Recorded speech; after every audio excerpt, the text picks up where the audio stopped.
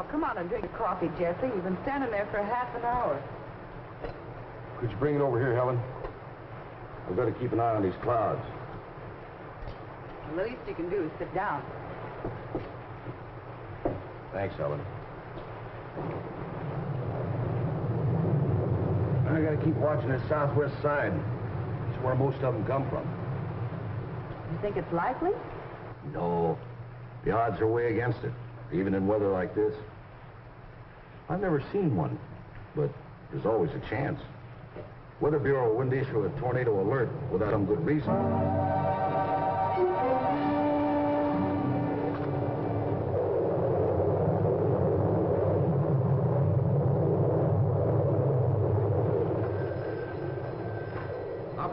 Operator, this is an emergency call. I want the Elmville Weather Bureau, Main 2100.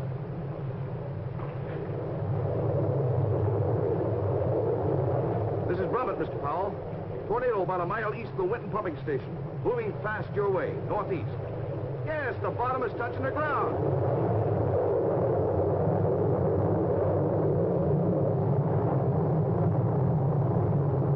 Yes, that day, Elmville was struck by a tornado. Most violent type of storm on Earth. Normally, we can expect about 180 tornadoes each year in the United States. They can occur anywhere in the nation. However, the greatest number occur in the flat land areas east of the Rocky Mountains. Each individual tornado is a violent local vortex in the atmosphere. The tornado's parent is a thundercloud, and the vortex suddenly descends to rotate wildly along the Earth in an upward spiraling motion.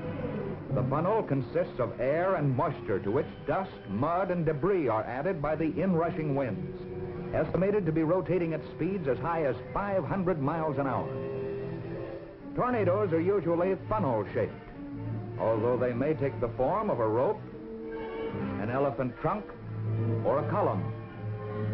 Although its sweep is generally only about 400 yards wide and up to 16 miles long, a tornado's destructive power is appalling. Strong buildings are reduced to rubble, automobiles lifted and flung through the air, great trees whirled about like toothpicks. The creation of a partial vacuum within the vortex can cause buildings literally to explode when the funnel passes close to them. No one knows all the facts about tornadoes, but meteorologists can detect the thunderstorm conditions that give birth to them. The presence of layers of air of contrasting temperature, moisture, density, and wind flow. Such combinations of conditions may generate a tornado. Usually this does not happen.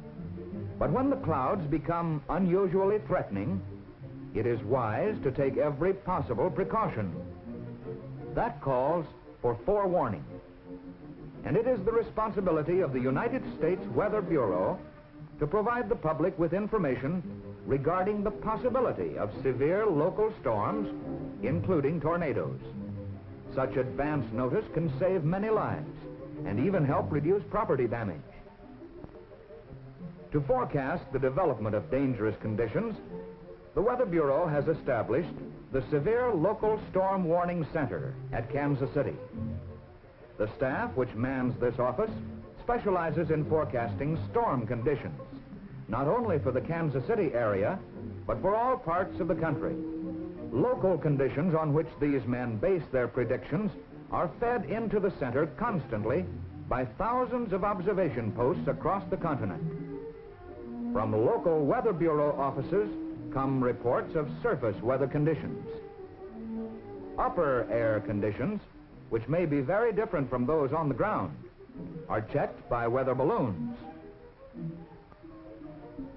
Radar stations scan cloud formations at varying altitudes to detect dense moisture patterns, the beginning of bad weather as a rule.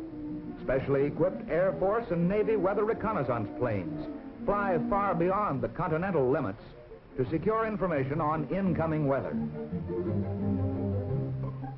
All of these observations are funneled into the Kansas City Center, along with nationwide weather charts prepared at the Bureau's Analysis Center in Washington and transmitted by facsimile.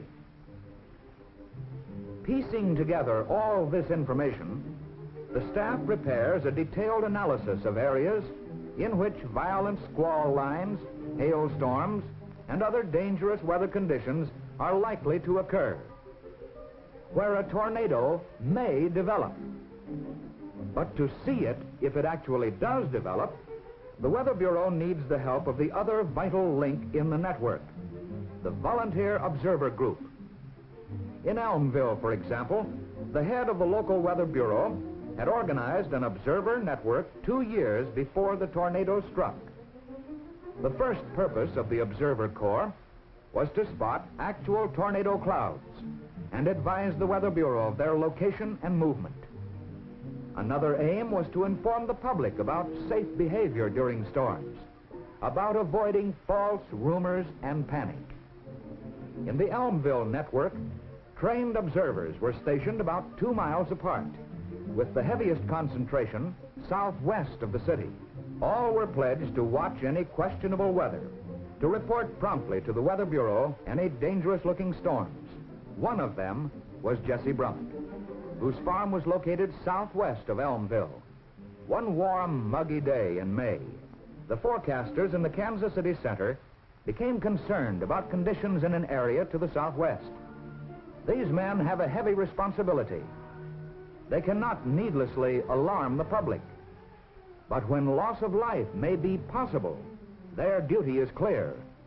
In this case, they felt that severe storm activity might be expected to the southwest, in an area 160 miles long and 80 miles wide. The Weather Bureau office responsible for distributing warnings in that area was Elmville. The district forecaster in Kansas City immediately called the Elmville Weather Bureau.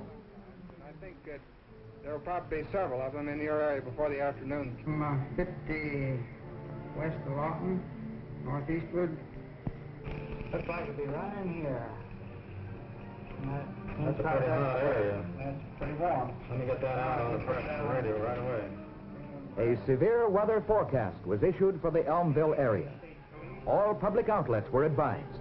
Police, radio and television stations, and news networks, and the Elmville Observer Network was alerted. This was not a tornado warning. Its purpose was merely to alert the public to the possibility of a tornado occurring somewhere in the Elmville area. We interrupt this newscast to bring you this severe weather forecast issued by the United States Weather Bureau at Elmville. There are indications that locally severe thunderstorms will southward back to the west border of Wallaby. Within this area and perhaps The public in touch reacted areas, calmly. scattered thunderstorms. They had learned from the network's information program that this alert meant only that storm conditions existed, that no tornado had yet developed. They knew that experienced observers were at their stations watching, that if and when a tornado developed, they would be warned. So they went about their business as usual, except that practically every radio and TV set in the area was turned on. Mid-afternoon, towering thunderheads had appeared with a sickly greenish-black color. On Jesse Brummett's farm, a heavy rain was falling, and he came indoors to watch from his kitchen. Then, at 3:26,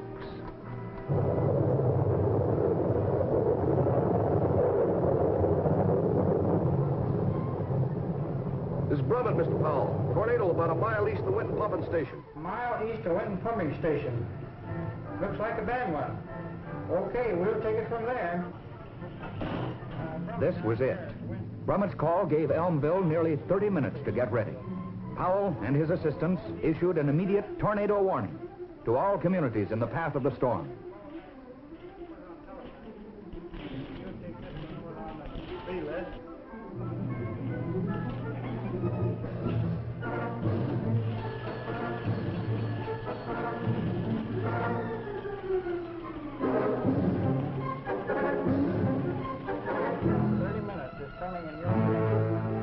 Toward your community. Will you spread the warning, please? The exact location of the tornado was flashed to the nearest radar station, which began to track it. What they saw were echoes from a number of storms over a radius of many miles. But most important, the peculiar S-shaped echo of the tornado cloud Brummett had spotted. Now, they could follow its path and report any change of speed or direction. Meanwhile, warned by television, radio, and telephone, the public followed tornado safety rules. Those with storm cellars had the best protection. People in open country sought ditches or ravines. Lying flat in a depression will guard against one of the greatest hazards, flying debris, as deadly as shrapnel. In homes, doors and windows on the north and east sides were opened to help reduce damage to the buildings. Families took shelter in the southwest corner of their homes, in basements if they had them.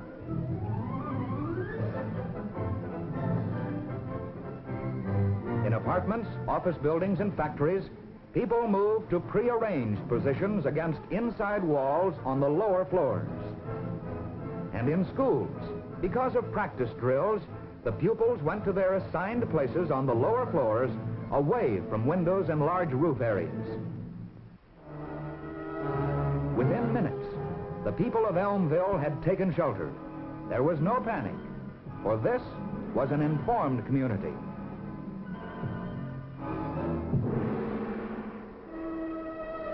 Five minutes later, the tornado roared into the city.